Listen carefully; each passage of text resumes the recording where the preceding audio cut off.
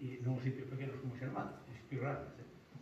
Así que vos felicito, de verdad, retomar estas jornadas interseccionales rurais, aprendendo os nosos maiores, que espero que manteñan este ano esa acollida que tuveron hasta agora, nos 15 anos anteriores, e, por suposto, que teñan continuidade nos vindeiros anos, porque cando as distintas xeracións comparten o presente, pois tamén crean modelos de convivencia para o futuro, e iso beneficianos a todos e a todos.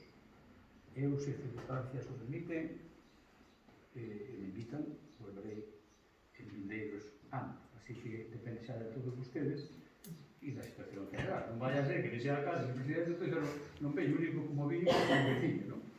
Pero, bueno, se circunstancias o permiten, tedes o compromiso de que a visita se veio outra persona, o cual é sano tamén, compartir cousas, que variar, non? Pero, se queredes, se vos interesa,